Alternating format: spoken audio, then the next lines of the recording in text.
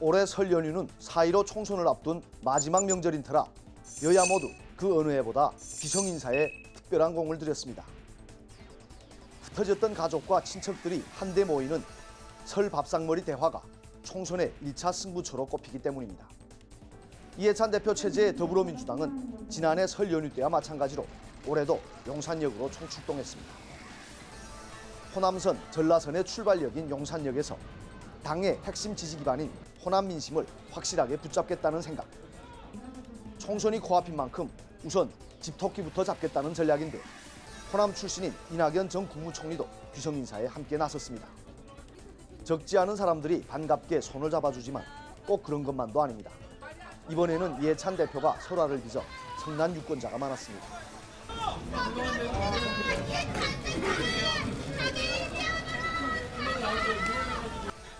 이 대표가 며칠 전 선천적 장애인은 의지가 약하다라고 말한 것에 항의하러 나온 사람들입니다. 고성과 구호가 끊이지 않은 가운데 이 대표는 말을 삼가며 귀성객에게 손만 흔들었습니다. 이 대표가 이미 기자회견까지 열어 3번이나 사과했지만 이낙연 전 총리도 나서 고개를 숙였습니다. 네, 본인도 여러 차례 사과를 드린 것으로 압니다만 저도 미안하게 생각합니다. 앞으로 누구든 국민의 아픔에 대해서 훨씬 더 민감해져야 한다고 생각합니다. 자유한국당 지도부의 발걸음은 올해도 어김없이 서울역으로 향했습니다. 경부선이 출발하는 서울역은 영남이 고향인 귀성객이 붐비는 곳입니다. 한국당과 영남 표심 경쟁을 벌이는 새로운 보수당도 서울역에서 귀성 인사를 했습니다. 귀성객들과 인사를 나눈 한국당 황교안 대표는 경제와 민생의 어려움을 거론하며 문재인 정부의 정책 실패를 지적하는 데 주력했습니다. 귀향길에 시민들에게 인사를 하러 나왔습니다. 경제는 어렵고 민생 힘들지만 그 희망을 가지고 내려가시는 모습을 보면서 박수를 보내드렸습니다. 새보수당 지도부는 눈에 잘 띄는 흰색 점퍼를 맞춰 입고 나와 새롭게 출발하는 개혁보수 진영에 대한 관심과 지지를 호소했습니다. 올해는 우리 새로운 보수당이 대한민국에 새로운 활력을 불어넣겠습니다. 우리 국민들 얼굴에 웃음꽃이 활짝 피게 만들어 놓겠습니다. 영남권의 이번 설 밥상머리 화두는 한국당과 새보수당을 주축으로 한 보수통합 성사 여부입니다.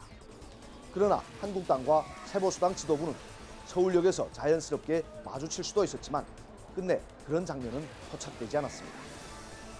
한국당 일행이 3층 대합실에서 1층 플랫폼으로 내려가던 그 시각 새보수당 일행은 플랫폼에서 귀성 인사를 마치고 3층 대합실로 올라가면서 서로의 발걸음은 엇갈렸습니다. 새누리당 출신들이 떠난 뒤 호남계 의원들만 남은 바른미래당 역시 용산역이 설 민심 잡기 행보의 출발점입니다. 임시로 카페를 차려놓고 호남 귀성객들에게 따뜻한 커피와 차를 대접했습니다. 호남 기반의 대한신당과 민주평화당도 귀성 인사에 합세하면서 용산역은 정치인들로 문전성시를 이뤘습니다. 작년 설 귀성객 인사 때 연동형 비례대표제 도입을 호소했던 바른미래당 손학규 대표. 올해는 자신들이 앞장선 덕분에 선거법이 개정됐다고 자랑했습니다. 연동형 비례대표제를 통해서 앞으로 우리나라는 다당제에 의한 연합정치가 시작될 것입니다. 바른미래당이 주도했습니다. 지난해 분당 사태를 겪었던 대한신당과 평화당은 용산역에서 각각 현장 최고위원회를 열고 호남을 무대로 한 제3지대 통합의 필요성을 강조했습니다. 특히 플랫폼에서 마주친 양당 대표는 웃음 속에 덕담까지 주고받으며 통합의 불씨를 당기는 모습. 합동으로 인사를 해 그러면 내려가는 겁니다. 우리 명절 이후에는 또 새로운 모습으로 함께 만나겠습니다. 고맙습니다. 네. 이번 호남 선거에서 양당 모두 후보를 낸다면 민주당에 패배할 게 불보듯 뻔한 상황이어서 서로에게 통합은 절실할 수밖에 없습니다. 이념 정당 색채가 가장 짙은 정의당이 선택한 곳은 서울역이었습니다. 딱히 정치적 텃밭이라 할 만한 지역이 없기 때문에 유동인구가 제일 많은 곳을 택한 겁니다. 정의당이 몇 석을 얻느냐 하는 것이 대한민국의 미래를 결정한다고 저는 감히 말씀드립니다. 이념이나 정책 대결이 아니라 출신 지역으로 편가르기를 하는 지역주의 정치를 청산해야 한다는 지적은 어제 오늘의 일이 아닙니다. 그러나 여의도 정치는 여전히 구태의 늪에 빠져 한 걸음도 밖으로 나아가지 못하고 있습니다. 지역주의 정치의 끝단은 과연 언제일까요? 지금까지 여의도 풍향기였습니다.